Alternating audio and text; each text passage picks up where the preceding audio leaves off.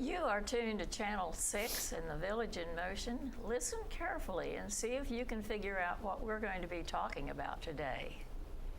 Доброе утро, Channel 6. Okay.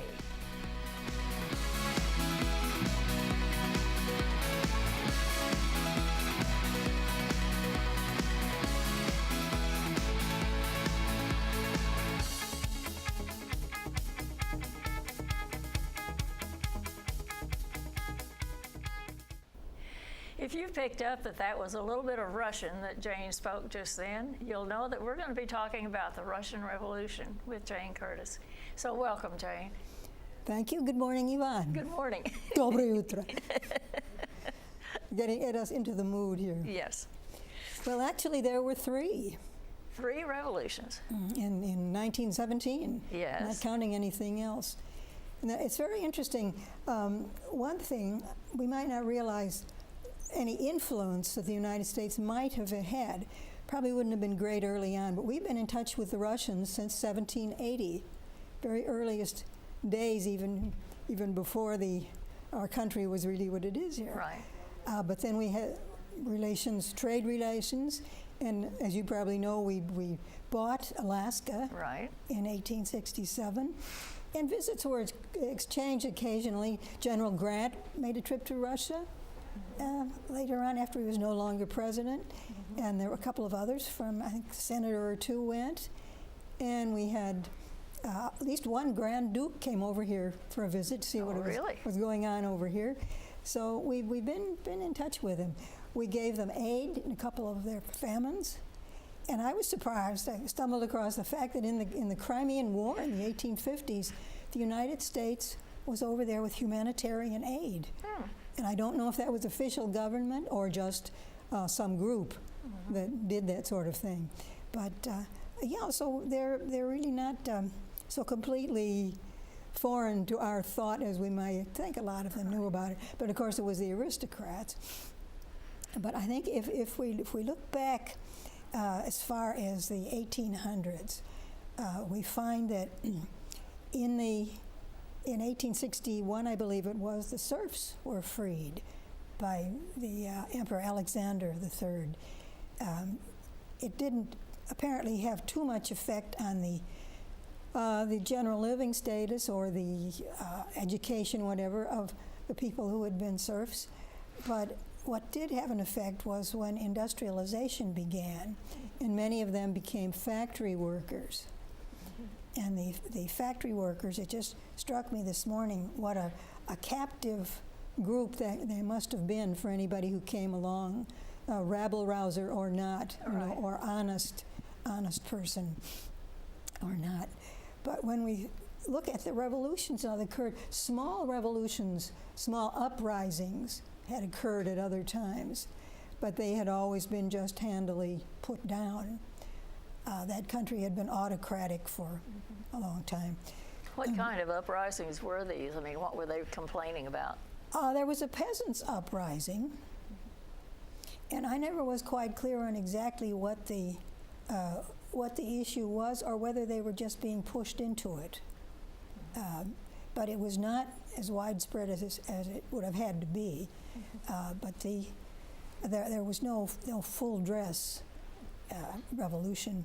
The philosophers and the people in the 1870s, 80s that were writing, Dostoevsky and those people, were writing a lot of social criticism at that point. And the government was really not paying much attention to it. But when 1900 rolled around, by that time the Russians, of course, had expanded over the whole continent, and they had that finger in the Far East coming down, so that they had quite a coastline up there. Right. But unfortunately, it was not a fair weather when it wasn't too useful.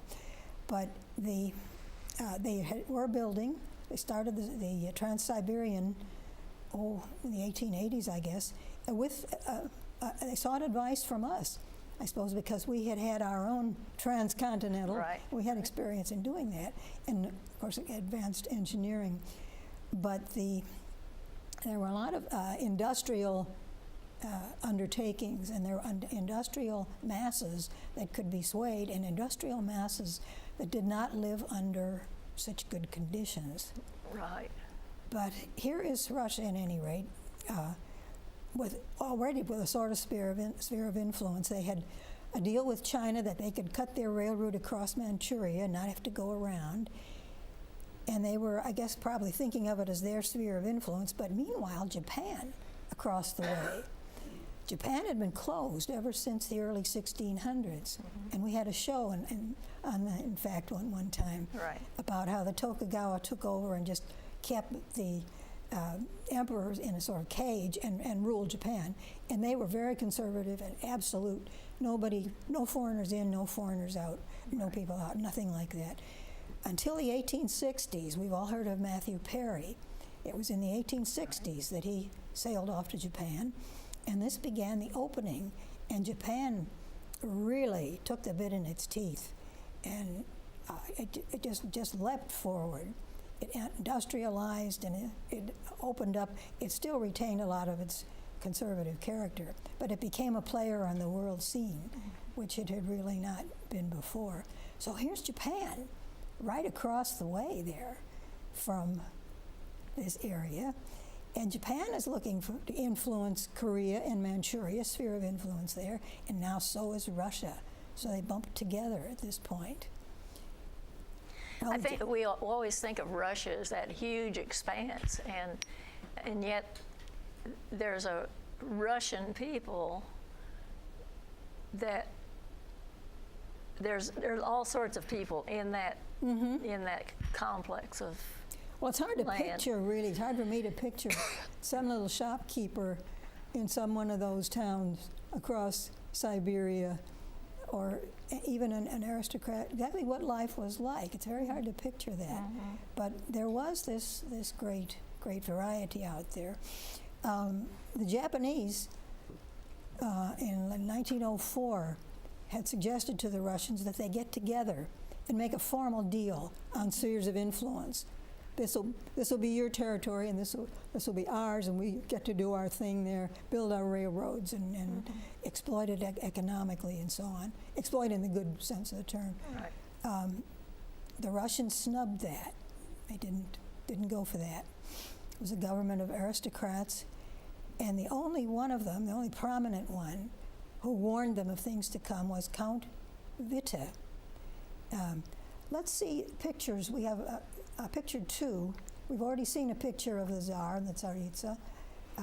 Picture 2 shows us Count Witte as a young man. He was of a good upper-class background with Dutch and North European in his heritage.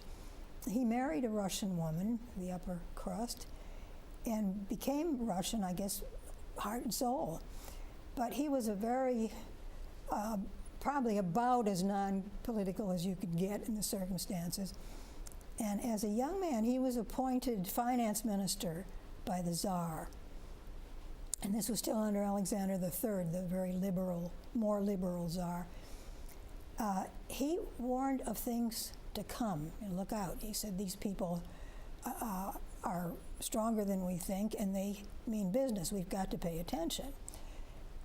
So Nicholas II became Tsar in 1894, 3 or 4, and he kept him on, but they didn't too much go for this idea, of we're on top and it's God's will and all that, and we don't worry about it. So in 1904 then, when this opportunity came up to settle things amicably about who's going to be able to do what out there, and the Russians said no, the Japanese wasted no time. They instantly, surprise attack, they instantly sank the Russian fleet, the portion of the Russian fleet that was stationed out there. The Russians had rented the tip of the Liaodong Peninsula from the Chinese, and they had a proper naval base and all these ships of war and everything. Well, this was, of course, more than a wake-up declaration call. of war. This was pretty grim. Right. The Russian country was in bad shape. Things were not maintained properly. You didn't have whole class that was capable of instantly dealing with something like this. And you didn't really too much have the people behind you, because the people that paid in much attention to it thought, well, we've really been humiliated by this. I mean, here we are, the great Russian Empire, and Tsar of all the Russias, you know, and so on. So it had an effect on the public. Well, during that year, the year of 1905, began serious, frequent strikes.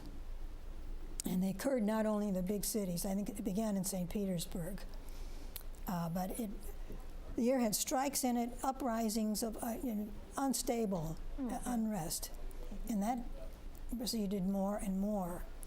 And Count Witte is advising the Tsar, saying, loosen up on this, we need to have a Duma, a parliament, and we have to straighten up and fix things up. Right. The Tsar didn't pay too much attention to that, and he did have the last word. And unfortunately, he didn't want to be Tsar particularly. He was not terribly bright. His wife had been a German aristocrat, and she was very intelligent. But the two of them was apparently a love match from the start. And the influence that she had over him was very great. And it increased his natural-born conservatism. So the two of them, I guess, didn't really think anything would happen. And they had 5 daughters, and then finally they got a boy. And the way the Russian setup was, it had to be a boy. Right. But he was hemophiliac, which meant that you had to guard him really closely. Not the slightest little scratch or anything might endanger him. Well, this situation and labor unrest growing was what the background was for fighting that war. So I didn't look deeply enough into that to know what else they did, but they sent the Baltic Fleet, the rest of their really playing pieces, they sent the Baltic Fleet out to the Far East, and in those days that meant out to the Atlantic, down around Africa, and up. That's right, it would. And hardly had it arrived when the Japanese sank it very handily. So here are the Russians without any more chips to play at that point. And the Japanese were also making gains on land, where they had wanted to settle things on sphere of influence, because the Russians couldn't object anymore. Their ships were gone. Yeah, they didn't have any way to get there quickly. Yeah. No way to get there quickly. The Trans-Siberian was sort of working. It had begun working in the 1890s, but it was not the sleek, instant thing that I think even the Mongol transport system was better. They had way stations all along where you could change horses, and send carrier pigeons. Right. But here it is now, drawing toward the end of, the middle of 1905, and they decide that they will end the war. And who was the mediator in the war? Teddy Roosevelt. Oh. And, a good old war like Teddy Roosevelt was the mediator. And sure enough, they held a conference. And let's see our pictures 2 and 3. Again, we didn't really dwell on them. We'll look at them for a moment with Count Witte. Well, that's 3. That's Witte as an older man, and we'll have a lot more to say about him later too. But the picture just before that, was Witte as a young man when he came into office there. Nicholas eventually made him prime minister, which was a smart move. But again, we'll say more about him later. Witte, of course, engineered the whole thing, helped set it up and so on. And now that next picture shows the conference table where they were having their peace negotiations. On the far side is Russians, including the father of the writer Vladimir Nabokov, who wrote Lolita, was one of the negotiators there. And on this side of the table are the Japanese. And where did this take place? In Kittery, Maine. Oh. In the USA. Yeah. So that's where it was held, at the Portsmouth Naval Repair Facility or whatever, a naval facility, an American one. Well, everybody thought, so that's settled. But it wasn't settled, because the same old thing went on at home. And you see pictures from that era of the Tsar and his family, out in nature, out boating and out having fun. And here are these 4 beautiful, talented daughters and this little hemophiliac boy.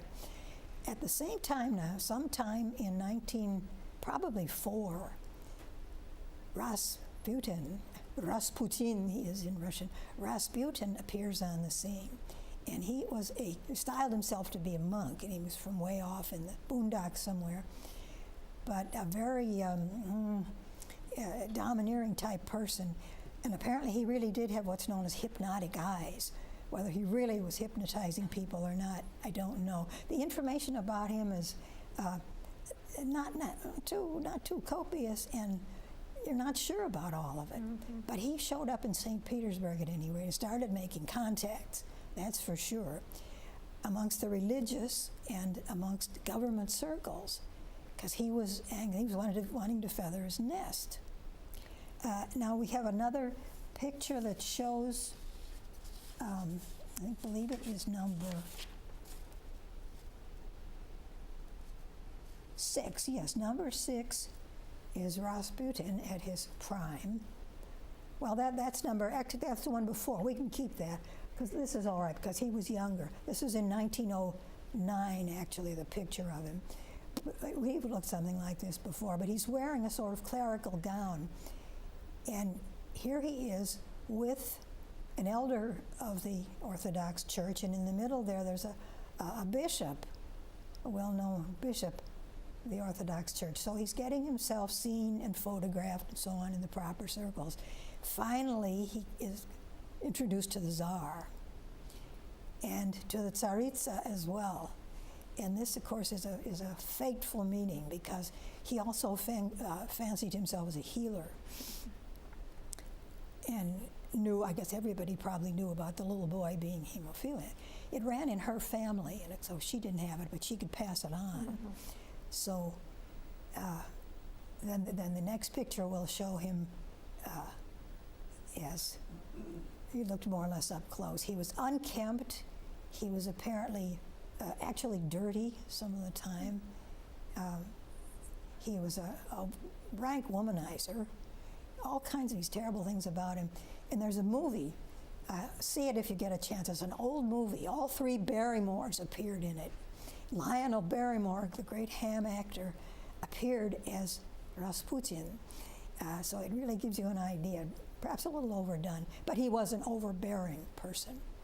And he stayed at the court. He got in, he wangled his way in, became the chief medical handler for the little boy. And he ingratiated himself with the child, so the child, wanted him all the time. People would try to tell him, this man is a charlatan, don't, and he's on what he's doing. No, God sent him, he's this kind of thing. Mm-hmm. So the Tsaritsa believed in him fervently, and the Tsar came to as well. But a great deal of the court did not. So the whole situation then in 1905 and 6 around there gets to be so unstable. Mm-hmm. And kind of fractured. Unstable. The Tsar would step forward and make some kind of they set up a Duma a couple of times, got together. The object was supposed to be to have a real convention, really set up a parliament and good rules for the electorate and all that.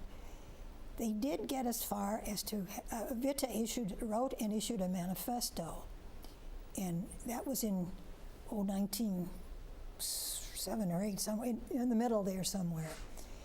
And that looked very good, but nothing was done about it.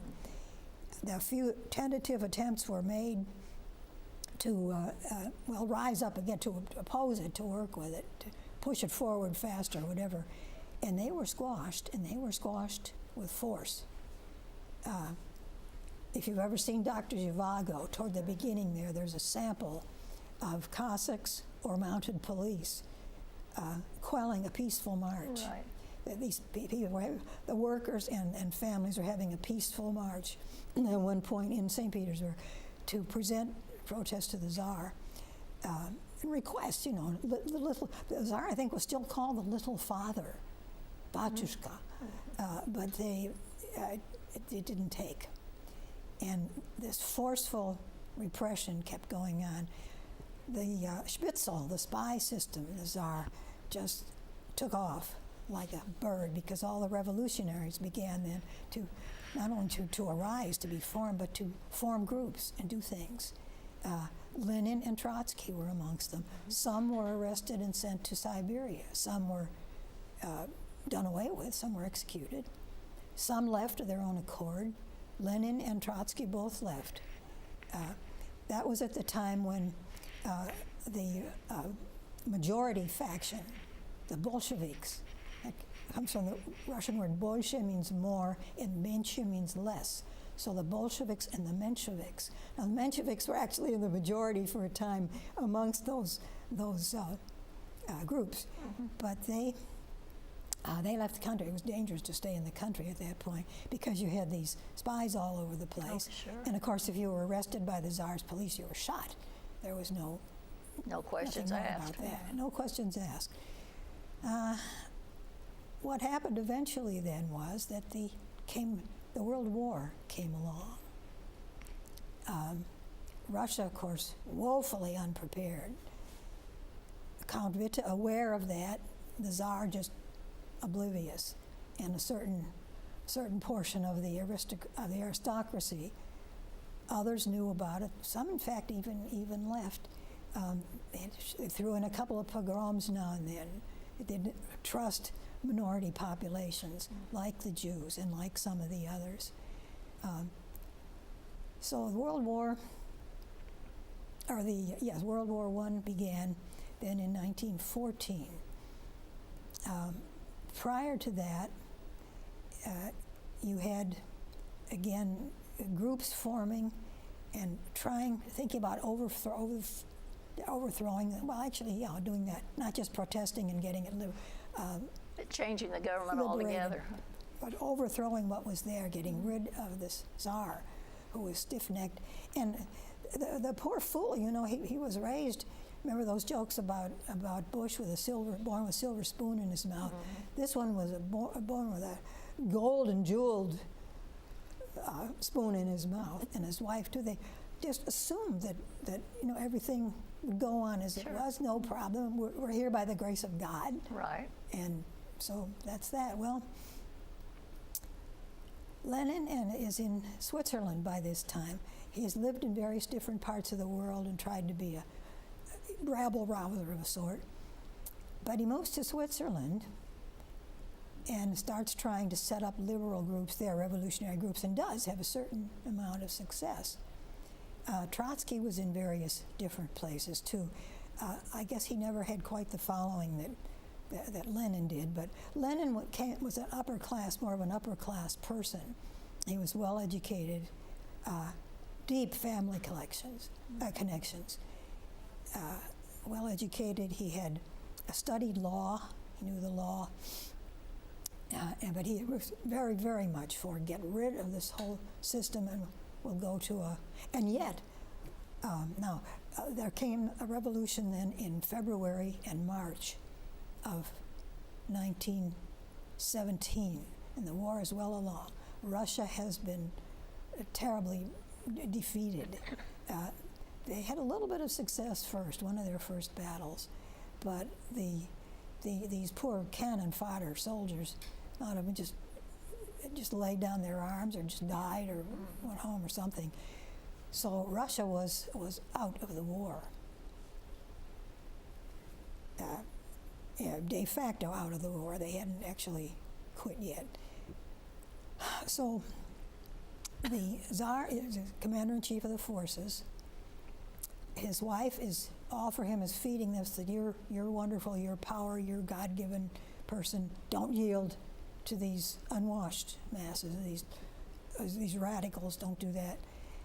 And the Tsar's falling for it. Well, he goes out to visit the front at some point in the winter, and while he's out there, Rasputin really makes a big play. He's trying to sort of handle the government and do everything. Well, the nobles have had enough of it.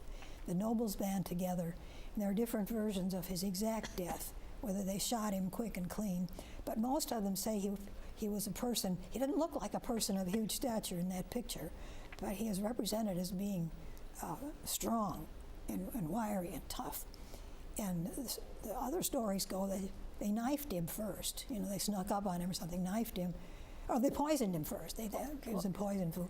He was all eating, drinking, making merry, all that, all the time. But that he didn't fall to the poison, no effect on him. Then they knifed him. He didn't bleed enough to knock him out right away. Finally shot him. So whatever is true, they got rid of Rasputin forever. And this made the Tsaritsa unhappy.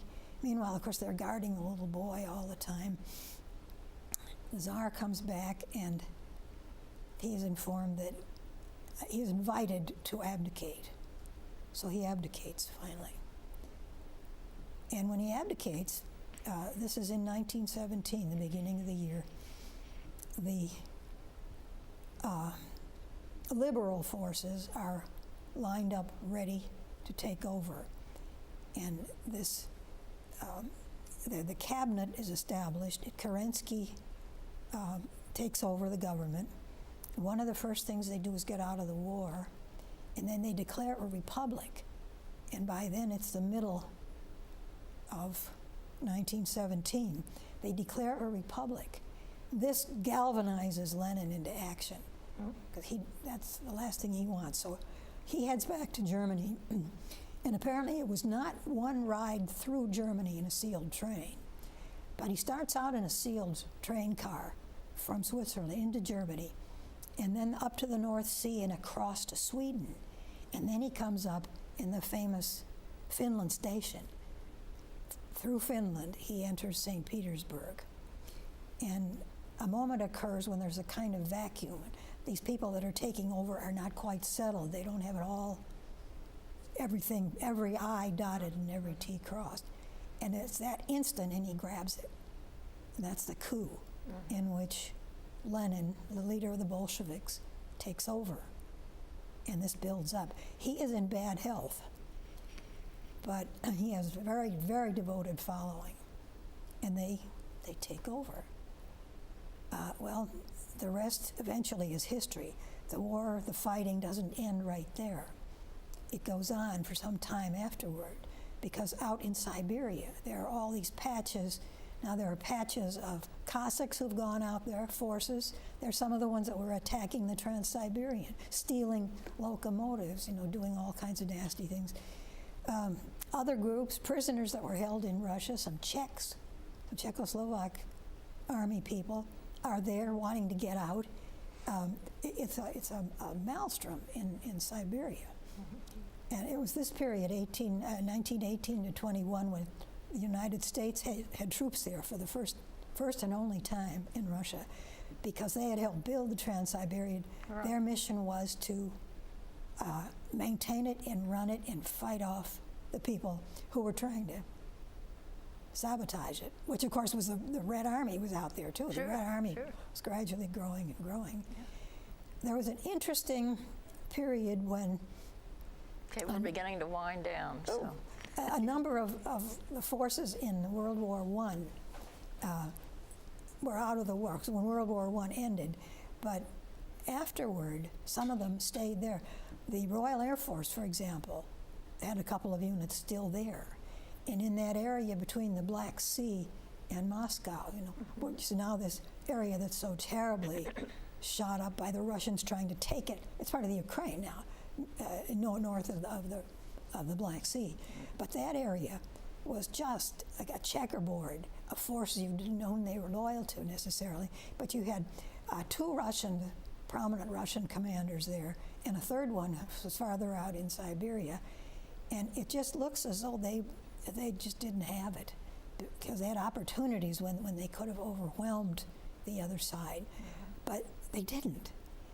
And they're accused of being a little bit too smitten and polished sometimes. I don't know, but an American who had fought in the RAF was one of those people who flew for the White Army, for the Tsarist side, in that area at that time. So it's very interesting, and they finally got out. But after that, then gradually it petered out. Our country had recognized the Kerensky, the first revolution, immediately, as had the British and some other prominent Europeans. But we didn't recognize the Soviet regime until... We're down to the end of the last minute. So. Until 1933. Well, Trotsky was done and Trotsky was assassinated. Lenin, but not until 1937 or 40. And he was in, the artist Frida Kahlo, in fact, was one of his lady friends. But Lenin finally died in 24. He had some strokes, and he had cancer, I think.